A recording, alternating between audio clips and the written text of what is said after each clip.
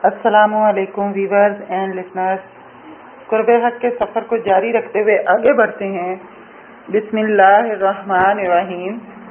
मैंने फौरी तौर पर सूरह अर्रहमान पेश की और कहा कि ये 7 दिन सुबह दोपहर शाम सुन लो। मेरा यकीन कहता है कि आपको ऑपरेशन की ज़रूरत नहीं रहेगी और आप अल्लाह के फजल और करम से ठीक हो जाएंगे।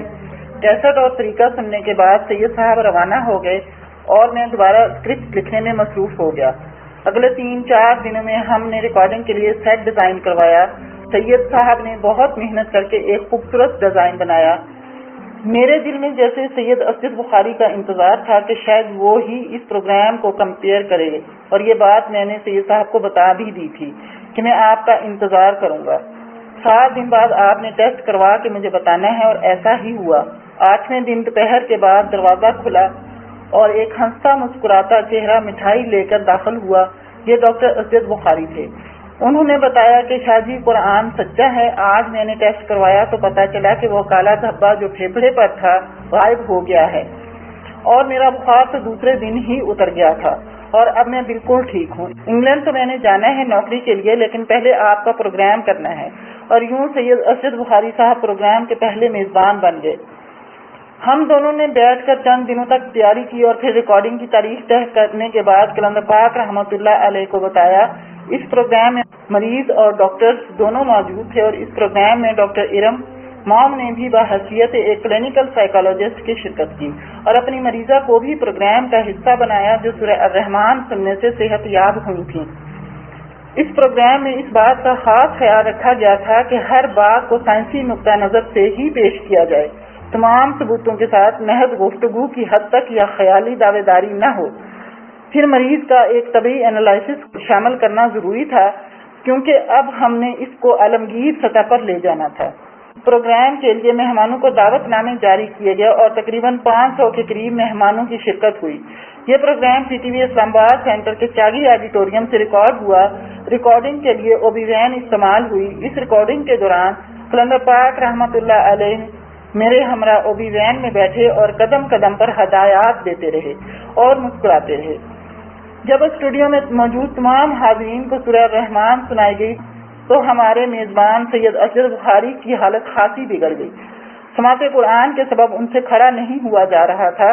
कलंदर पाक रहमतुल्लाह अलैह ने फरमाया, सैयद बाबा रिकॉर्डिंग रोक लो और सैयद से कहो कि वो 3 बार दिल में अल्लाह कहकर बंद आंखों से पानी पी ले और बाकी तमाम लोगों को भी पानी पिलवाया जाए। ऐसा ही किया गया और यूं पानी जो इख्ताश को नेचुरल कर देता है। सैयद साहब नॉर्मल हो गए और उन्होंने प्रोग्राम पूरा किया।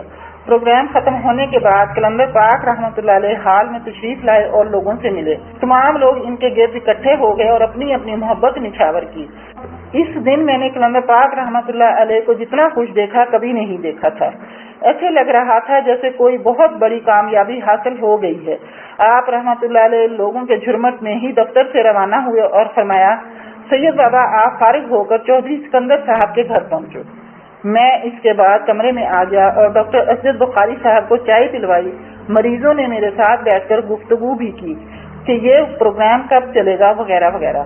इस दौरान राजा माजिद साहब भी मेरे कमरे में आए और उनके हमरा डॉक्टर शहजाद से मेरी पहली मुलाकात हुई। डॉक्टर इरम साहबा भी बैठी रहीं। चूंकि मेरे पास कोई गाड़ी नहीं थी और वो मुझे चौधरी साहब के घर ड्रॉप करना चाहती थी। सब कामों से फारिग होने के बाद हम दफ्तर से रवाना हुए।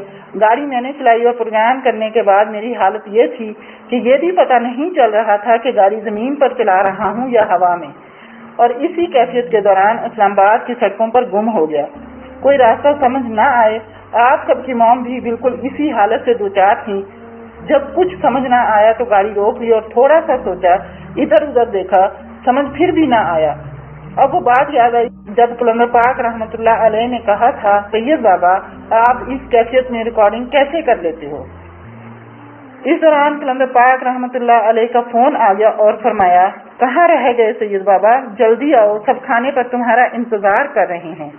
यूं ही फोन बंद हुआ। रास्ता समझ में आ गया। ऐसे लगा जैसे मगलूबुल हाली से गालिबुल हाली की जानिब रवा हूँ। हजरत मौलाना रूम रहमतुल्लाह अलैह फरमाते हैं, जो भी खुदा की हमनशीनी चाहता है उससे कहो कि औलिया के हुजूर बैठा करे। औलिया अपने वक्त के इसराफील हैं, मुर्दा लोगों को उनसे जिंदगी मिलती है। اگر تو سخت پتھر اور سنگ مرمر بھی ہو تو اگر کسی صاحب دل کے پاس پہنچے تو ہیرا بن جائے گا۔ تو اس دنیا میں ایک تنکے سی بھی قیمت نہیں رکھتا جب تک تو کسی اللہ والے کے دامن سے وابستگی نہ حاصل کر لے۔ جب چراغ کے نور نے شمع کی روشنی کو کھینچ لیا تو جس نے اس کو دیکھا گویا اصل شمع کو دیکھا۔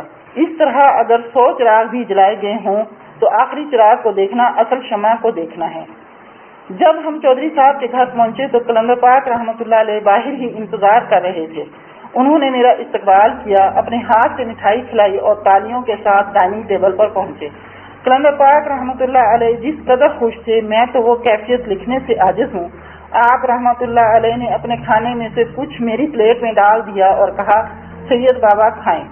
کھانے کے بعد بہت دیر تک کلندر پاک رحمۃ اللہ علیہ پروگرام اور سورہ رحمان کے ہونے والے اثرات پر گفتگو کرتے رہے اور رات گئے تک یہ مست جاری رہی۔ اگلے 2 دنوں میں ہم نے پروگرام کی ایڈیٹنگ شروع کی اور جلد ہی پروگرام مکمل کر دیا۔ پھر کلندر پاک رحمۃ اللہ علیہ کو اطلاع دی۔ آپ رحمۃ اللہ علیہ نے حکم دیا کہ ایک VHS پر یہ پروگرام ڈب کر کے بابا کو پیش کیا جائے۔ اب مسئلہ تھا کہ اس پروگرام کو دکھا کر اپروول حاصل کی جائے اور یہ ایک 13 پروگراموں کی سیریز کے طور پر ریکارڈنگ ہوگی۔ اس کا ٹیلی کاسٹ ٹائم طے کروایا جائے، لیکن آگے ایک آگ کا دریا کھڑا میرا منتظر تھا۔ مخالفتوں کا ایک سمندر تھا اور یہ مخالفتیں دفتر میں موجود چند بااثر افسران کی تھیں۔ پھر کلندر پاک رحمۃ اللہ علیہ کا فرمان مخالفت من جانب اللہ ہے، مخالفت کام کو نکھار دیتی ہے، نفسی قوتوں کی سازشیں مضبوطی کو جنم دیتی ہیں اور اس کے لیے تو اب میدان سج گیا تھا۔ منفی اور مثبت سوچوں کا عدم توازن ہمیشہ ایک تصادم کو جنم دیتا ہے اور پھر ہوا بھی کچھ اسی طرح۔ پروگرام کے تیار ہونے کے بعد بہت دن گزر گئے۔ اختر وقار عظیم صاحب MD PTV کے عہدے پر تعینات تھے۔ کوئی بھی اس پروگرام کو نشر کرنے پر راضی نہ تھا۔ بالآخر کلندر پاک رحمۃ اللہ علیہ نے فرمایا سید بابا کفن باندھ لو، تمہارے دادا کا حکم آ گیا ہے کہ MD PTV کو جا کر صاف بتا دو کہ یا یہ پروگرام چلے گا یا تمہاری سیٹ رہے گی۔ بس پھر کیا تھا، میں تو جیسے حکم ہی کا انتظار کر رہا تھا۔ پہلے تو دفتر میں حکم کے مطابق کے خیال سے ہی ایسے محسوس ہوا جیسے ہر شے جل گئی ہو۔ آپ کی موم یہ سمجھی کہ آج شاید میرے استعفیٰ کا دن ہے، لہذا وہ تمام جمع پونجی لے کر دفتر پہنچ گئی کہ نوکری نہیں رہے گی تو یہ رقم ذات راہ کے طور پر کام آئے گی۔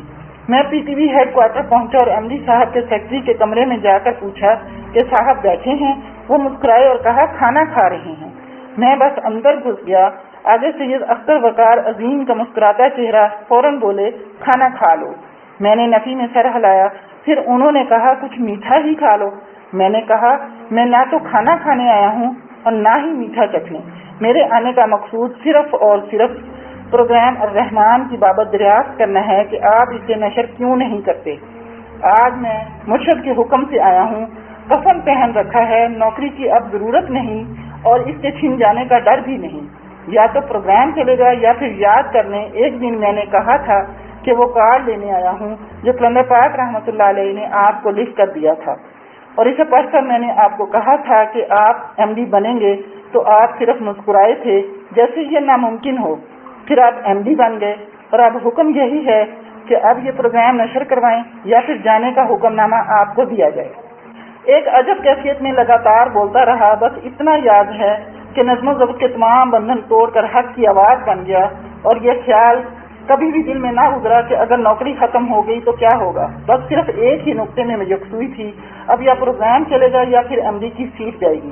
دنیا والے عقل کی بنیاد پر عشق کی بات نہیں سمجھتے اور ہمیشہ اسباب کی کشتی میں سوار رہتے ہیں، اور MD صاحب میری گفتگو سے بالکل بے بس ہو گئے اور پھر اچانک بولے کہ اس پروگرام کی اجازت کس نے دی تھی؟ تو میں نے کہا شوکت پرویز صاحب جو اس وقت قائم مقام ڈائریکٹر پروگرام کے۔ سید صاحب نے کہا پھر ان سے بات کرو، وہ اب بھی کنٹرولر پروگرام ہیں۔ میں نے کہا جو پیغام آپ کے لیے تھا وہ میں نے دے دیا، آگے آپ کی مرضی، اور میں کمرے سے باہر چلا گیا۔ ویورز آج کے لیے اتنا ہی، انشاءاللہ اگلی ایپیسوڈ میں ملاقات ہوگی۔ اللہ حافظ۔